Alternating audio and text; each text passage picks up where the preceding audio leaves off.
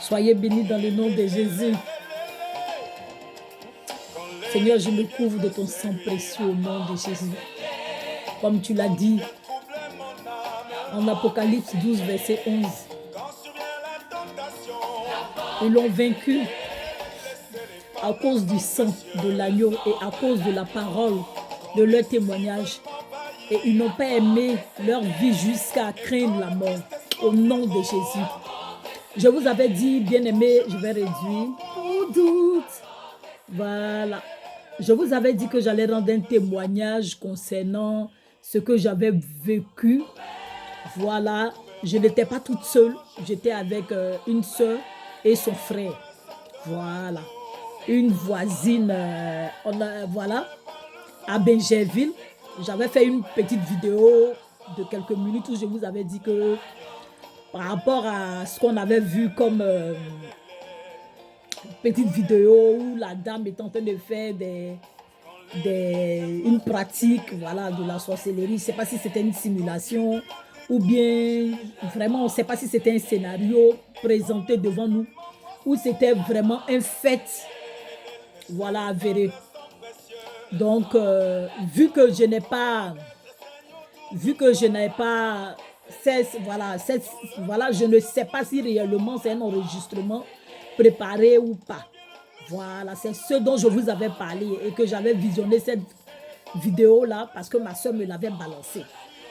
Et que quand j'avais lu des commentaires, il y a des gens qui ne croyaient pas, il y a des gens qui disaient « Oh, c'est une mise en scène, ça c'est pas vrai. » Et voilà quoi. Donc, j'ai dit que très prochainement, j'allais faire une vidéo. Donc là, c'est le moment, voilà, de faire la vidéo au nom de Jésus. Normalement, hein, je ne devais pas la rendre, voilà, puisque le Seigneur, voilà, il m'a ordonné de le faire autre part. Mais vu que je n'étais pas seule, voilà, donc je veux rendre ce témoignage-là, parce que je n'étais pas seule, voilà. Nous étions 3. Donc, j'habitais à Benjerville, derrière l'école Bad. La maison était collée au cimetière. Voilà, la maison était collée au cimetière. Voilà. C'était la maison hein, de mon grand frère, Martial Gourou. Voilà. Et donc, je suis couverte par le sang de l'agneau. Je suis couverte par le sang. Je suis couverte par le sang. Ah! Je suis couverte par le sang. On continue. Donc, bien aimé, donc j'habitais cet endroit-là. Et pour faire court, parce qu'on va faire ça en 2 parties. Si on veut finir le témoignage, ça sera trop long. Donc, on va faire ça en 2 parties. La première partie aujourd'hui. Donc, la dame, c'était une voisine. Elle habitait dans un studio. Et donc, voilà. Son mari, ils se sont disputés. Il y a eu des palabres, tout ça. Et le monsieur l'a jeté. Il a jeté les bagages de la femme la nuit. Il devait être minuit, beaucoup par là. Il a jeté les bagages de la fille dehors. Je ne sais pas dans la journée, qu'est-ce qu'il lui reprochait, qu'est-ce qui s'est passé. Et quand je suis allée, je suis intervenue pour dire, ah, mon frère, parce qu'il c'était un jeune bêté. Mon frère, non, il ne faut pas faire ça. Cette sœur-là, c'est une sœur d'Abou. Je veux garder son nom, voilà. Je ne vais pas dire son nom. Donc, j'interviens et je demande à la sœur, ah vraiment non, le monsieur aussi, il refuse d'entendre raison. Il refuse d'entendre raison. Et donc, la dame décide qu'au final, voilà, elle décide qu'au final, je l'accompagne. Elle décide qu'au final, je l'accompagne chez son frère parce que le monsieur ne veut pas entendre raison. Donc, moi, je suis en drap, dans un drap avec un t-shirt et tout ça. À force de supplier, de demander pardon, là, il est 1h du matin, une heure passée du matin. Donc, on n'était plus trop loin de 2h du matin. Et donc, moi, je décide d'accompagner la sœur parce que je ne veux pas la laisser. Elle dit que son frère habite le quartier Gbagba du côté de la lagune. Moi, je ne connais même pas ce quartier-là. Parce qu'il était là-bas, c'est vrai, à Benjerville, j'allais plutôt dans d'autres endroits, mais je ne connaissais pas le quartier. C'est vrai que les gens en parlaient. Chaque jour, on avait des corps qui passaient devant la cour pour aller être enterrés. Quand on demande, mais c'est où ça? On dit non, c'est dans le quartier Gbagba. Et donc, les gens avaient cette psychose-là, cette renommée, vraiment une bad renommée de ce coin-là, comme je l'avais déjà dit. Et donc, j'accompagne la sœur, on s'en va. Donc, il est dans les 1h du matin. Je l'accompagne. Pendant ce temps, moi, je suis en train de prier sur la route. Hein. On prie parce que j'ai peur pour ce qu'on m'a déjà dit. Mais néanmoins, je prie. Je lui dis, attends, on va prier d'abord avant de partir. Mais en partant, je continue de prier en langue. Je continue de prier en langue jusqu'à ce qu'on arrive chez son frère. Effectivement, il n'était pas loin de la lagune. Et on arrive. Il faut qu'elle s'explique. Donc, elle s'explique. Et on attend que le frère, puisqu'on les a réveillés, il dormait, sa femme et tout, on attend que le frère il écoute sa soeur, tout, et il décide de la raccompagner pour aller chercher d'autres affaires qui étaient restées, bien aimées. Donc, je l'accompagne pour récupérer les autres affaires. Le frère se prépare pour qu'on puisse partir. Et c'est un frère en Christ. Il est chrétien évangélique. Mais ma soeur dont je parle là, en Christ, elle est chrétienne... c'était quoi là? Christianie Céleste, voilà. Et donc, on décide de retourner, de reprendre le chemin. Et le frère me dit, ah vraiment, ma soeur, franchement ici là, c'est pas un bon quartier. Donc là, il m'effraie encore plus. Il me dit, ici là, c'est pas un bon quartier. Il y a beaucoup d'esprits qui se promènent. Il y a beaucoup de mauvaises choses dans ce quartier. Je dis, ah bon? Il dit oui. Donc, il décide de prendre une machette qu'il va mettre derrière lui.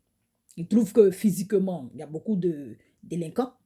Et puis, spirituellement, il y a beaucoup de choses qui se passent. Donc, il décide, il prend une machette, tout, qu'il va mettre derrière lui. Il dit non, si les gens t'arrachent une machette là, moi, au moins, j'ai mis un drap, tout ça là. Donc, je suis chose, on ne voit pas. Donc, je vais cacher ça derrière moi.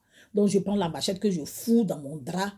Et puis, on prend la route. Donc, en marchant, il est en train de me dire qu'une fois même, j'ai croisé un truc bizarre. Mais je te dis, ma soeur, j'étais en train de louer le Seigneur quand je suis tombée sur la chose et tout ça. Bref. Donc, on partait, mais vraiment, la sécurité ne pouvait venir que du Seigneur, bien-aimé. Et donc, on longe, quand on quitte chez lui, on longe des maisons, tout ça là. À quelques 3-4 maisons qu'on a dépassées, on voyait la route où il y a le lampadaire, comme ça, devant nous. Mais arrivé dans un couloir, en fait, il n'y avait pas de lumière dans ce couloir-là. Et on était face à une cour.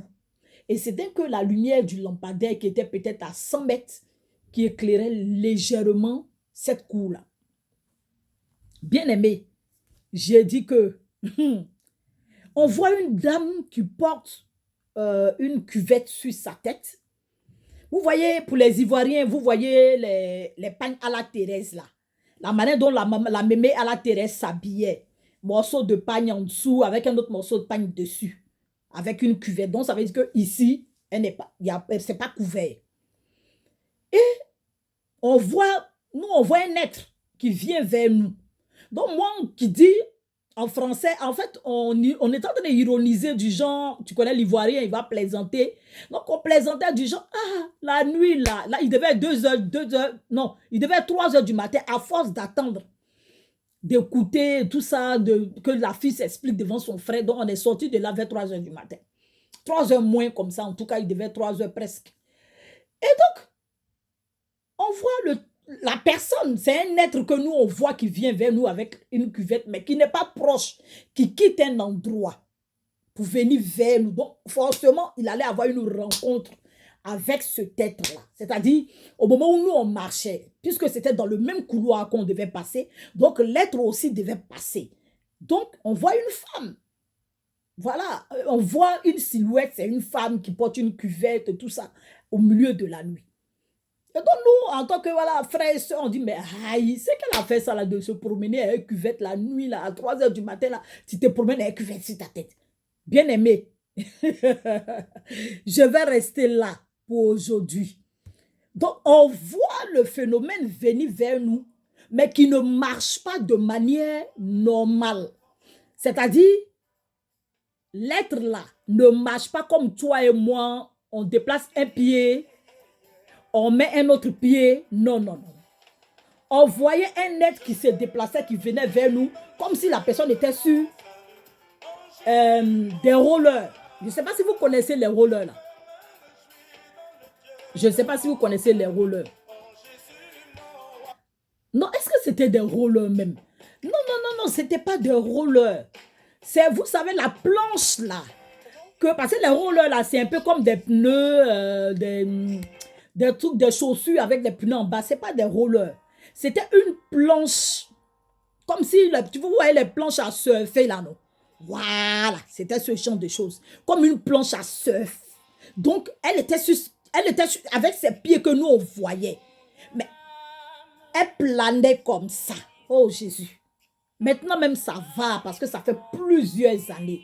Ça fait plus de 15 ans. Hein? Donc, je n'ai plus la chair de poule quand j'en parle. Bien aimé, je vais vous laisser là. Je vais vous laisser là. Et puis, pour le passer là, on est déjà 11 minutes. Que le sang de Jésus-Christ vous couvre. On va faire une deuxième partie une prochaine fois au nom de Jésus. Que le sang de Jésus-Christ me couvre. Que son sang précieux parle en ma faveur.